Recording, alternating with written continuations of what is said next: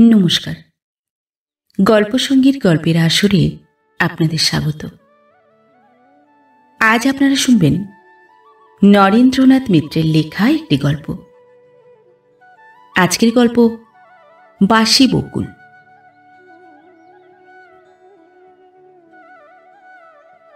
এ যুগের ছেলেমেয়েরা প্রেমে পড়বে না কেন? পড়ে, কিন্তু সেই পতন অধঃপতন নয়। আজকাল ব্যর্থ প্রেমে কেউ বাউন্ডুলে হয়ে যায় না। মেয়েই হোক ছেলেই হোক, লেকের জলে ডুবে মরে না। আঘাতটা যে যার সামলে নিয়ে কাজকর্মে মন দেয়। আবার প্রেম যাদের সার্থক হয়, তারাও আজকাল সমাজ সংসার মিছে মনে করে দিনরাত মুখোমুখি বসে থাকে না, বরং দুহাত আর দুহাত চার হাতে টাকা রোজগারের চেষ্টা করে, সংসারের স্বাচ্ছন্দ্য আনে, সমাজে প্রতিষ্ঠা। মোট কথা, এ যুগের মানুষের মতো এ যুগের প্রেমও যুক্তির হাতে হাত রেখে চলে।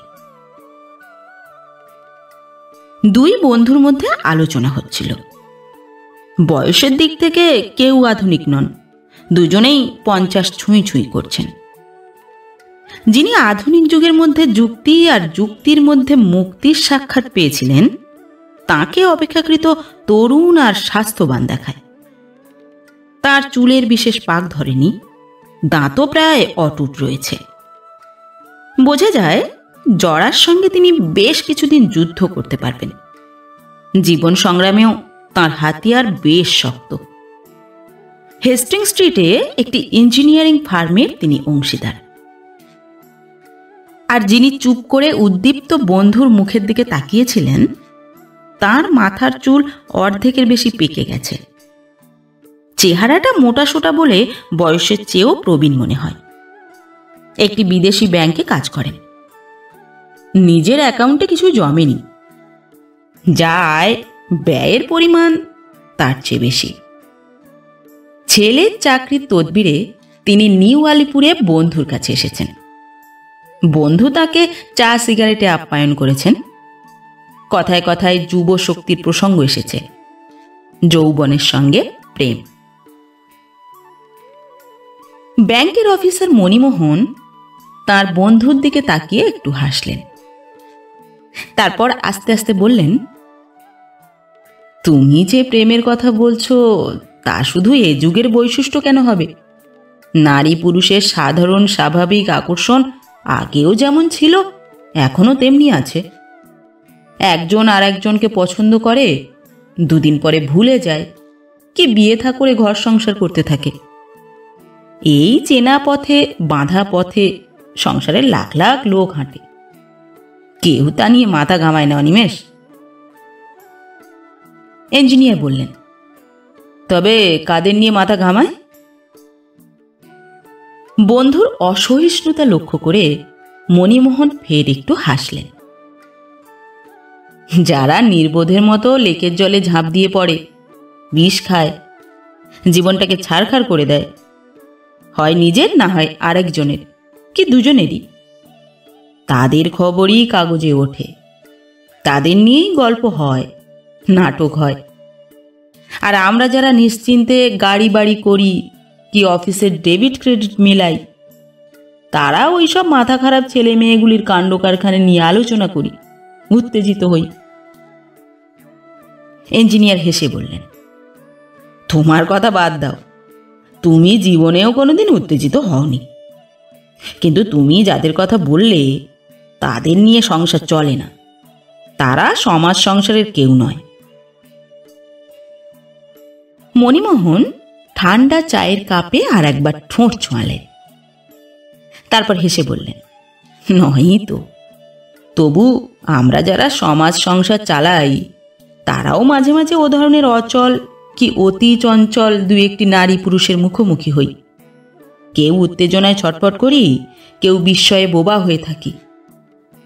এতকাল বাদে সুনন্দাকে দেখে আমার তাই মনে হলো।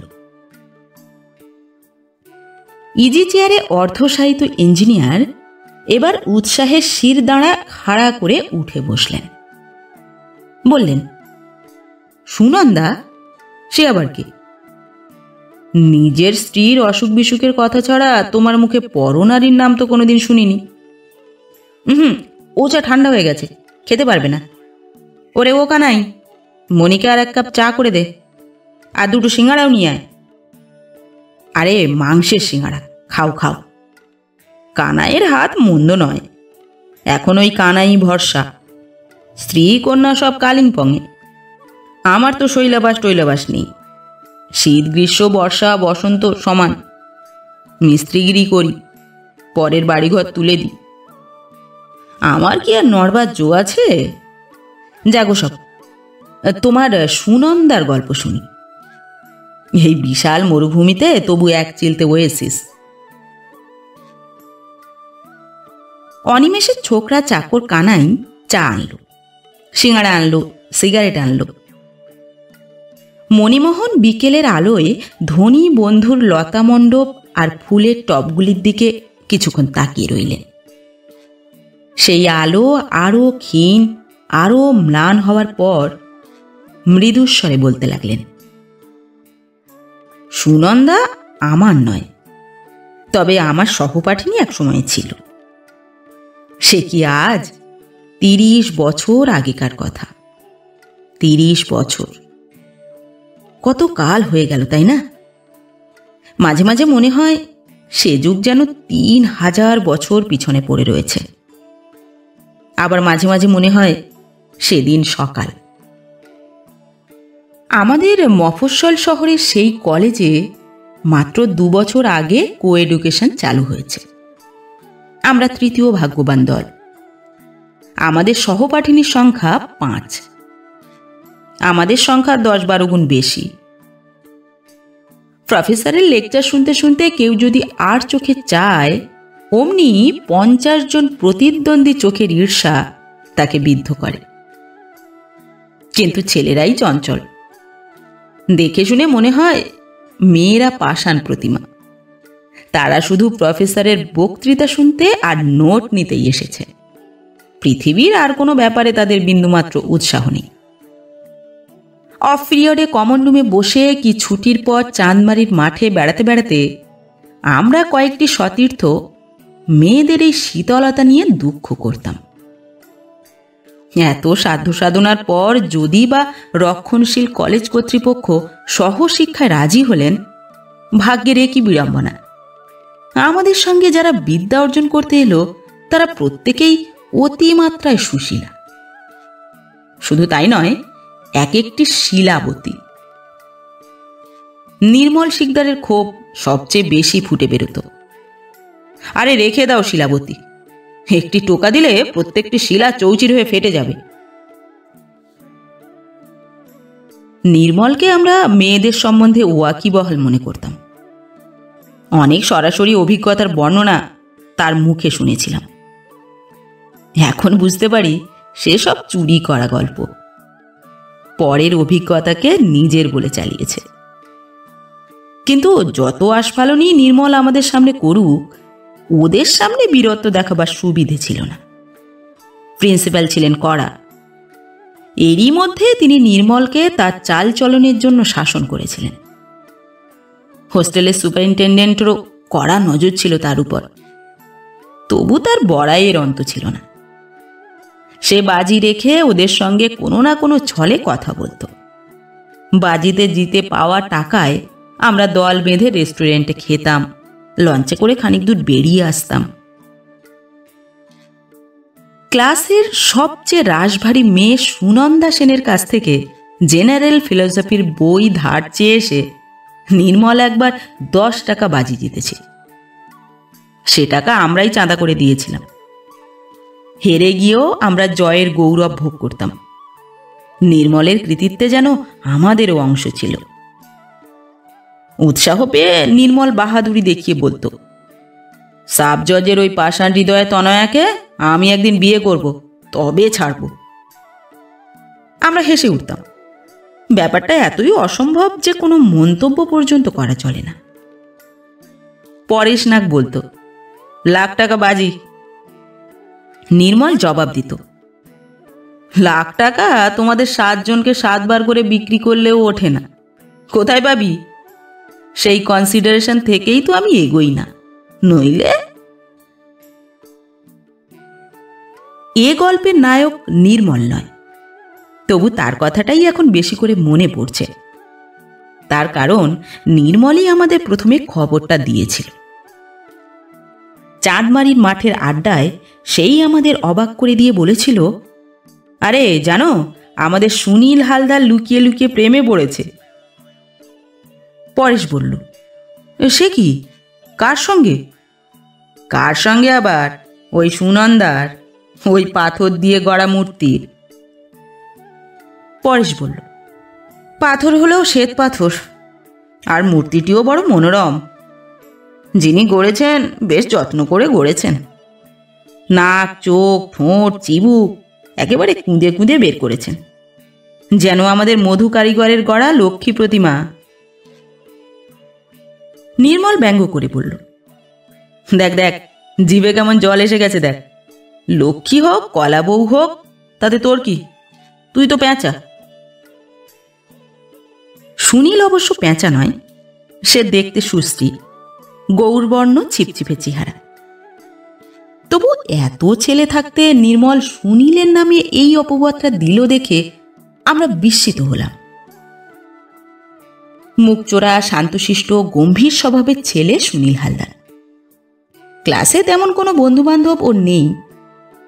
পরেশরা বলে, ম্যাট্রিকুলেশনে না হয় 10 টাকা স্কলারশিপ পেয়েছ, আইএতে বাপু 2টি লেটার ছাড়া কিছু জোটেনি, অত দেমা কিসের? কিন্তু আমি জানতাম সুনীল যে অমিশুক, তা ওর দেমাকের জন্যে নয়, ওই ওর স্বভাব। কি করে মানুষের সঙ্গে মিশতে হয়, কথা বলতে হয়, আলাপ জমাতে হয়, তাও জানে না। জানে না বলেই ওর এত সংকোচ। সুনীল অবশ্য আমাদের দলের নয়, কিন্তু তা নিয়ে আমি অন্তত রাগ করিনি। ও কারো দলেরই ছিল না, ও একাই একটি দল, এক পাপড়ির ফুল। ফুলের সঙ্গেই তুলনা দিলাম। যেমন ওর চেহারায়, তেমনি স্বভাবে নম্রতা আর লাবণ্য ছিল। প্রফেসররা মোটামুটি ওকে ভালোবাসতেন, মানে ভালোবাসতে চাইতেন, কিন্তু ও তাঁদের কারো আশাই পূর্ণ করেনি। না পরীক্ষার রেজাল্টে, না আসা যাওয়ার সামাজিকতায়, অনুরঞ্জনে, আনুগত্যে। ক্লাসে সুনীলের বন্ধু না থাকলেও শত্রুও কেউ ছিল না, তাই আমি ওর পক্ষ নিয়ে বললাম, ও বেচারার বিরুদ্ধে কেন এই অপবাদ দিচ্ছ? নির্মল আমার কথার প্রতিবাদ করে বলল, অপবাদ নয় মণি, অপবাদ নয়, আমি নিজের চোখে দেখেছি। কি দেখেছ? দেখতে দেখেছি। তারপর সেই দেখার বর্ণনা দিল নির্মল। সুনীল নাকি বেছে বেছে ক্লাসের এমন জায়গাটিতে গিয়ে বসে যেখান থেকে সুনন্দার মুখ স্পষ্ট দেখা যায়। সুনীল নাকি যতক্ষণ ক্লাসে থাকে পলক ফেলে না। প্রফেসরদের মূল্যবান লেকচার ওর কানে যায় কি যায় না, কিন্তু প্রফেসররা যখনই সুনন্দাকে কোনো কথা জিজ্ঞেস করেন, সুনীল উৎকর্ণ হয়ে ওঠে। আর আশ্চর্য, আমরা ক্লাসে এতগুলি ছেলে থাকতে প্রত্যেক প্রফেসরই সুনন্দাকে কিছু না কিছু জিজ্ঞেস করেন। সুনন্দা নিরুত্তরা থাকে না, প্রত্যেককেই স্মিত মুখে স্নিগ্ধ স্বরে জবাব দেয়। যুবক, বৃদ্ধ, কৃতি, অকৃতি সব অধ্যাপকের উপরই ও সমান শ্রদ্ধা, সমান অনুরাগ। আমাদের নির্মল আড়ালে এসে দাঁতের দাঁত ঘষে, একেবারে বর্ণ অ্যাক্ট্রেস।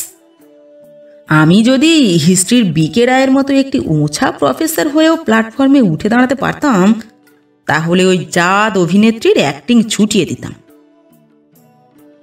আমরা হেসে বলতাম, এ জন্মে নয় নির্মল, এ জন্মে নয়, এ জন্মে মিটিবে না স্বাদ।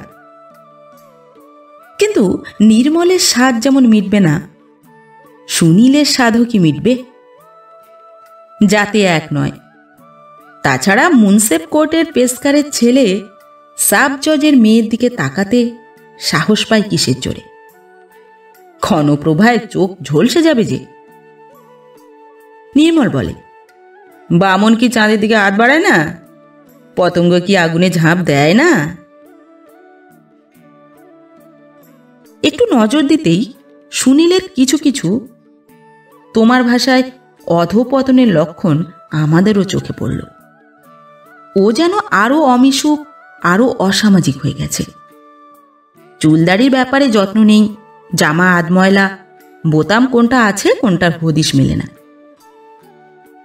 তারপর শোনা গেল সুনন্দা যখন তার বাবা মা দাদা বৌদি কি ক্লাসের অন্য কোনো মেয়ের সঙ্গে নদীর ধারে স্টিমার ঘাটায় বেড়াতে যায়, সুনীল অনেক দূর থেকে তাদের অনুসরণ করে।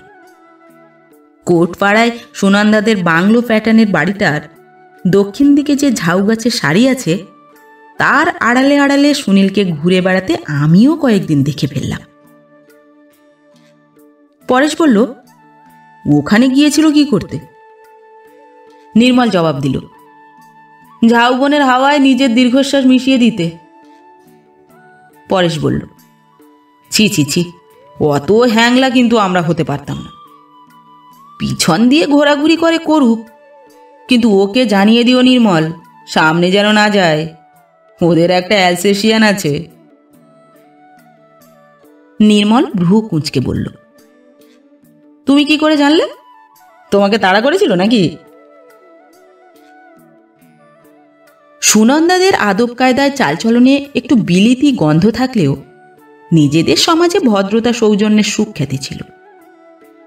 জজ, ম্যাজিস্ট্রেট, সাব জজ, মুন্সেফ কি নাম করা উকিলরা তো ওদের বাড়ির চায়ের আসরে নিমন্ত্রণ পেতেনি।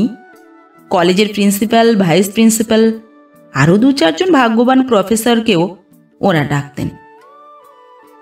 প্রফেসরদের সার্টিফিকেট পাওয়া সচ্চরিত্র মেধাবী 2-1টি ছেলেরও ও বাড়িতে ঢুকবার অধিকার ছিল, কিন্তু আমরা ত্রিসীমানায় যেতে পারতাম না। সুনীল হালদারেরও সেই দশা। আমার মনে হয় সুনন্দার বাবা মার সঙ্গে যদি ওর আলাপ হতো, তাঁরা ওর সঙ্গে ভদ্র ব্যবহারই করতেন। সুনন্দার সঙ্গেও যদি স্বাভাবিকভাবে আলাপ পরিচয়ের সুযোগ হতো, প্রেমে না পড়ুক, বন্ধুত্ব না হোক, সাধারণ কথাবার্তা সুনন্দা ওর সঙ্গে বলতো, শিষ্টাচারে ত্রুটি হতে দিত না। সাহিত্য, ইতিহাস, ফিলসফি যে কোনো বিষয়ে পাঠ্যতালিকার বাইরে সুনীলের পড়াশুনো নিতান্ত কম ছিল না। ওর সঙ্গে আলাপ করলে নামকরা ছাত্রী সুনন্দা খুশি হতো, কিন্তু তার সুযোগ হয়নি। সুনীল আর সুনন্দা নামেই শুধু এক শ্রেণীর, আসলে ওদের মধ্যে অনেক ধাপের ব্যবধান, আর্থিক অবস্থার, সামাজিক মর্যাদার। তাছাড়া আমাদের ছোট শহরে সে যুগে সমবয়সী ছেলে মেয়েদের মেলামেশা কেউ ভালো চোখে দেখতেন না। তা নিয়ে নিন্দামন্দ আলোচনা সমালোচনা হতো। তাই বলে যে মাঝে মাঝে কেলেঙ্কারি কাণ্ড ঘটত না তা নয়। পিছন দিয়ে হাতি যেত, সামনে দিয়ে ছুঁচো যেতে পারত না। দুজনে একই ক্লাসে পড়ে, একই প্রফেসরদের লেকচার শোনে, নোট নেয়, রোজ তাদের দেখা সাক্ষাৎ হয়। সুনীল তবু সুনন্দাকে 1.5 বছরের মধ্যে একটি কথাও বলতে পারল না। তাদের মধ্যে যে কয়েক গজ ব্যবধান ছিল তাই রয়ে গেল। কয়েক গজ তো নয়, যেন হাজার হাজার মাইলের ব্যবধান। মাঝখানে কয়েকটি বেঞ্চ তো নয়, 7 সমুদ্র 13 নদী। টেস্ট আসন্ন। আড্ডা ছেড়ে পরীক্ষার ভয়ে আমরা বই মানে নোট বই নিয়ে উপুর হয়ে পড়লাম। একদিন নদীর ধারে বেড়াতে গিয়ে দেখি সুনীল একটি নিরিবিলি জায়গা বেছে নিয়ে পথের দিকে চুপ করে চেয়ে বসে আছে। আমি বললাম, এ কি, তুমি এখানে একা একা কি করছো? সুনীল বলল, ঢেউ গুনছি। একটু দাঁড়িয়ে থেকে চলে এলাম। বুঝতে পারলাম সুনীল আলাপ করতে চায় না। নিজের মধ্যে নিজেকে ও আরো গুটিয়ে নিয়েছে। ফিরে এসে নির্মলকে সব বললাম। হোস্টেলে ও আমার রুমমেট। নির্মল বলল, সেরেছে, গরিবের ছেলেকে পেতনিতে পেয়েছে। ওকে হাত ধরে তুলে আনলেই পারতে, জলে ডুবে না মরে। ইতিমধ্যে এক কাণ্ড ঘটল। ক্লাসের ব্ল্যাকবোর্ডে কোনো এক শিল্পী গোপনে গোপনে চক খড়ি দিয়ে একটি পার্ক এঁকে ফেলল। নিচে সুরম্য উদ্যানটির নাম লেখা আছে শু স্কোয়ার। আমরা চেয়ে দেখলাম সুনন্দার বেঞ্চের 8-4টি মেয়ের মুখে চাপা হাসি, কিন্তু সুনন্দার মুখ থমথম করছে, চোখে অগ্নিবৃষ্টি। দর্শনের প্রফেসর এসে সব দেখলেন, তারপর মন্তব্য করলেন, তোমরা কি সব 4th ইয়ারের স্টুডেন্টস নাকি 4th ক্লাসের? প্রফেসর চকখড়ির সেই অপূর্ব শিল্প সৃষ্টি সঙ্গে সঙ্গে মুছে ফেললেন, কিন্তু ক্লাসের ছেলেদের ঠোঁটের হাসি আর চোখের বিদ্যুৎ কি অত সহজে মোছে? এর দিন কয়েক পরে আর এক দুর্ঘটনা। সুনীল একটি সনেট লিখে কলেজ ম্যাগাজিনে ছাপাতে দিয়েছিল, কিন্তু কবিতাটি ছাপা হয়নি। বাংলার প্রফেসর বলেছেন ও কবিতা ছাত্রদের কাগজে ছাপবার যোগ্য নয়, মানে কোনো ছাত্রীর উদ্দেশ্যে লেখা। নির্মলের অসাধ্য কাজ নেই। ম্যাগাজিনে আমাদের ছাত্রদের প্রতিনিধি ছিল নিত্যানন্দ মুখুর্জি। তাকে কিভাবে বশ করে সেই কবিতাটি নির্মল উদ্ধার করল, তারপর আঠা দিয়ে এঁটে কলেজের দেয়ালে লাগিয়ে দিল। সারা কলেজ ভেঙে পড়ল সেই প্রথম প্রাচীরপত্র পড়বার জন্যে। রাগে লাল টকটক করতে লাগলো সুনন্দার মুখ। সে সরাসরি এসে সুনীলের মুখোমুখি দাঁড়ালো। তারপর স্পষ্ট দৃঢ় কণ্ঠে জিজ্ঞাসা করল, ও কবিতা আপনি লিখেছেন? সুনীল বলল, আমি লিখেছি, কিন্তু আমি ওখানে টাঙাইনি। সাব জজের বেটি পুরো জজের গলায় ধমক দিল, আপনি লিখেছেন কিনা তাই বলুন। আসামি বলল, হ্যাঁ লিখেছি। সুনন্দা রায় দিল, ইউ শুড বি অ্যাশেমড। মৃত্যুদণ্ডের মতোই কথাটা উচ্চারণ করল সুনন্দা। আমি সে কবিতা পড়েছিলাম, অনেকদিন পর্যন্ত মুখস্থ ছিল, এখন ভুলে গেছি। সে কবিতায় দোষের কিছু ছিল না, অশ্লীলতা তো ছিলই না, না তখনকার স্ট্যান্ডার্ডে না এখনকার। সুনন্দার গন্ধ একাত্র থাকলেও নাম ছিল না। তবু প্রিন্সিপাল সুনীলকে ডেকে বহিষ্কারের ভয় দেখালেন। নির্মলও 2-4টে ধমক খেল, কিন্তু ওর মতো বকাটে ছেলেকে শাসন করবে কি? নির্মল বাইরে এসে প্রিন্সিপালের 14 পুরুষ উদ্ধার করে ছাড়ল। তারপর ধীরে সুস্থে গিয়ে টেস্ট দিতে বসল, কিন্তু পরীক্ষা দিতে এলো না সুনীল। টেস্ট শেষ হওয়ার আগেই আমরা শুনতে পেলাম ও বইপত্র ছিঁড়ে চেয়ার টেবিল ভেঙে একাকার করেছে। আর অমন শান্তশিষ্ট মুখচোরা ছেলের মুখ থেকে আগ্নেয়গিরির গলিত লাভার মতো অশ্রাব্য অশ্লীল কথা সব বেরিয়ে আসছে। সেই সঙ্গে সুনন্দার নাম। একেবারে উদ্দাম পাগল। শেষ পর্যন্ত ওকে হাত কড়া দিয়ে বেঁধে রাখতে হয়েছে, কিন্তু মুখে তো আর কড়া পরানো যায় না। শহর ভরে ঢিঢি পড়ে গেল। হাটে বাজারে হোটেলে রেস্টুরেন্টে কোর্টের সামনে স্টিমার ঘাটায় সর্বত্রই এই আলোচনা। সুনন্দার টেস্ট পরীক্ষা দিয়ে কলকাতায় এলো। ওর বাবা চেষ্টা চরিত্র করে আলিপুরে বদলি হলেন। কিন্তু সুনন্দা চলে গেলেও আমাদের জ্বালা সহজে গেল না। আমাদের ক্লাসেরই একটি ছেলে ওর জন্য পাগল হয়ে গেল। এ লজ্জা, এ লাঞ্ছনা যেন আমাদের প্রত্যেকের। সুনন্দা যেন গোটা পুরুষ জাতটাকে জব্দ করে দিয়ে চলে গেছে। সুনীলের বাবা মা প্রথমে নিজেদের কাছে রেখে কবিরাজি মতে ছেলের চিকিৎসা করালেন, কিছুই হলো না। শেষ পর্যন্ত ওকে রাঁচি পাঠাতে হলো। এখনো সুনীল রাঁচিতেই আছে। আমি কোনোদিন রাঁচি যাইনি, কিন্তু নির্মল কয়েকবার গেছে, সুনীলকে দেখে এসেছে। ওর সেই উদ্দামতা আর নেই, বেশি কথাও আর বলে না, আগের মতোই চুপচাপ থাকে।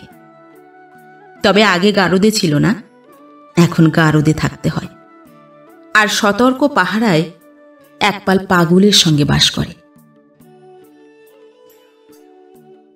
কিন্তু আর কারো অস্তিত্ব কি সুনীলের কাছে আছে? আমার তো মনে হয় না। আমাদের এই মাতৃভাষার বিপুল শব্দভাণ্ডার থেকে সুনীল শুধু ৩-৪টি শব্দ বেছে নিয়েছে। সুনন্দা, তুমি আমার, তুমি আমার। পৃথিবীর আর কোনো ভাষার কোনো শব্দে তার প্রয়োজন নেই, আর দ্বিতীয় কোনো বাক্য সে জানে না। জীবনের একটি ভাব প্রকাশ করবার জন্যে একটি বাক্যই যথেষ্ট। নির্মল আমাকে বলেছিল, তরুণী সেনের কাটা মুন্ডু যেমন শুধু রাম নাম বলতে বলতে গড়াগড়ি গিয়েছিল, আমাদের সুনীলেরও তেমনি হয়েছে। ওর বিকৃত মস্তিষ্ক শুধু একটি নাম মনে করে রেখেছে। ওর মুখ থেকে মনের সেই একটিমাত্র কথাই দিনরাত বেরোয়। ভাইমণি, ওকে দেখে আমার মনে হলো, পাগল না হলে ভালোবাসা যায় না, ভালোবেসে পাগল না হলে তাকে চিরস্থায়ী করা যায় না। পুলিশে এখন ভালো চাকরি করে নির্মল, বড় অফিসারই হয়েছে, সুখে শান্তিতেই আছে। তবু কিছুদিন আগেও এক লেডি টাইপিস্টকে নিয়ে পারিবারিক অশান্তি হয়েছিল, সেই উপলক্ষেই ওসব কথা ওঠে। নির্মল বলেছিল, মণি, নিষ্ঠা বোধ হয় শুধু পাগলের মধ্যেই সম্ভব, নিষ্ঠা হারাবার অনেক জ্বালা, অনেক ঝামেলা। আমার পাগল হতে ইচ্ছে করে। আর সব দিক দিয়ে নির্মল খুব ভদ্র, খুব সহৃদয়। সুনীলের একটি ভাইকে ও ভালো চাকরিতে ঢুকিয়ে দিয়েছে, সাধ্যমতো দেখাশোনা উপকার সকলেরই ও করে, ধারটার চাইলে পারতপক্ষে বিমুখ করে না। সুনন্দার কথা ভুলেই গিয়েছিলাম। মনে রেখে আমরা কারো কারো কাছে কৃতজ্ঞ থাকি, আর মনে না রেখে গোটা জীবনের কাছে কৃতজ্ঞ হই।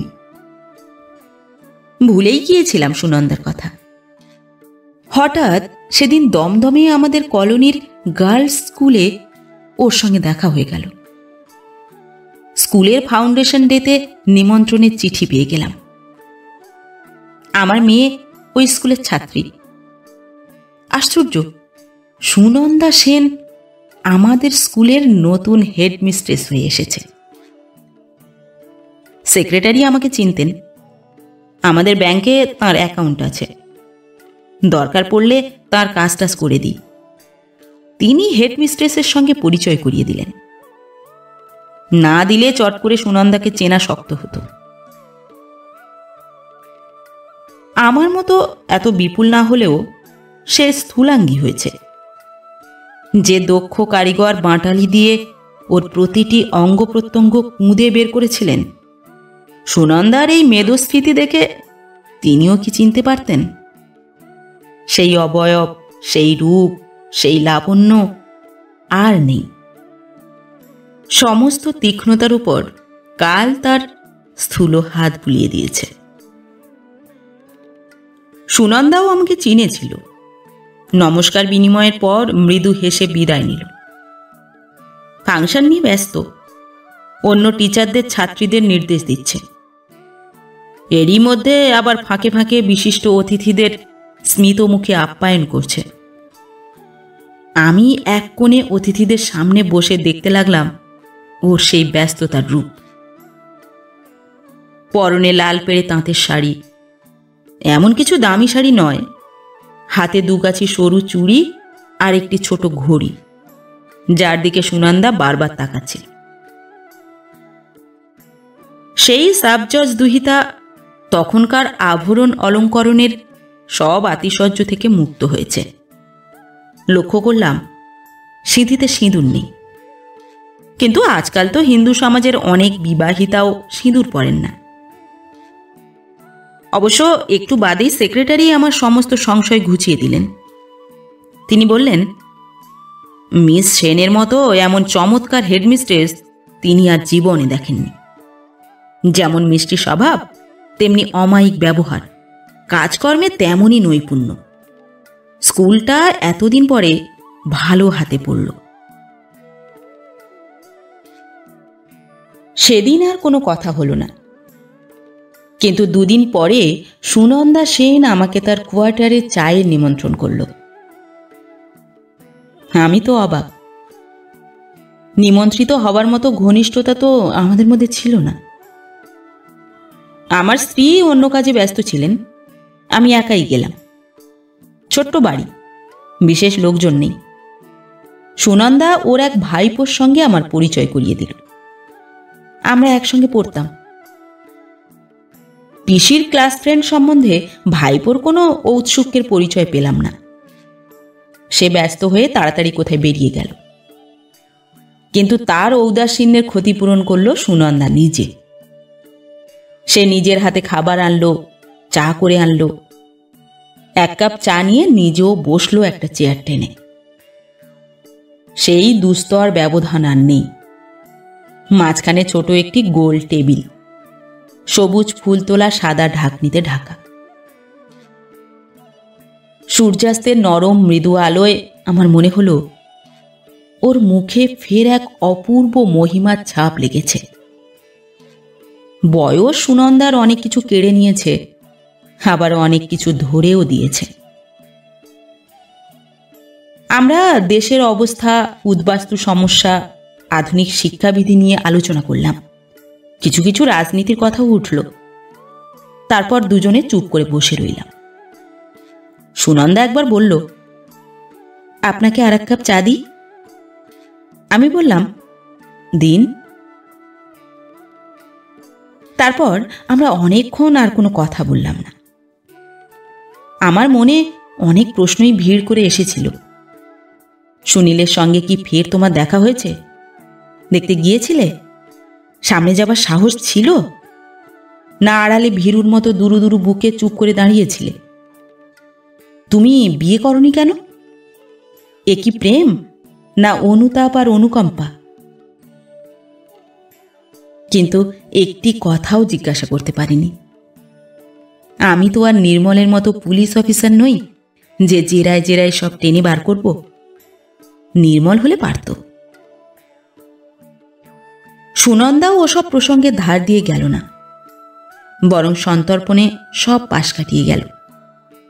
বুঝতে পেরে আমি আরও দূরে দূরে হাঁটলাম। ভদ্র মহিলার সঙ্গে অভদ্রতা তো আর করতে পারিনি। আস্তে আস্তে ঘরে সন্ধ্যার ছায়া পড়ল।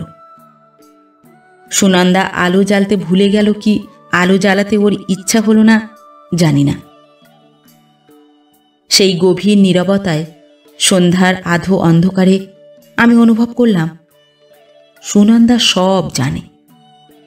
আর অনুভব করলাম আমি সুনীলের প্রতিনিধি। কাহিনী শেষ করে কিছুক্ষণ চুপ করে বসে রইলেন মণিমোহন। তার ইঞ্জিনিয়ার বন্ধুও কোনো কথা বললেন না।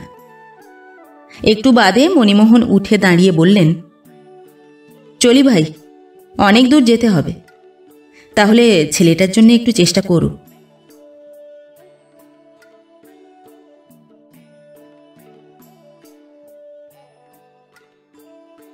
নমস্কার।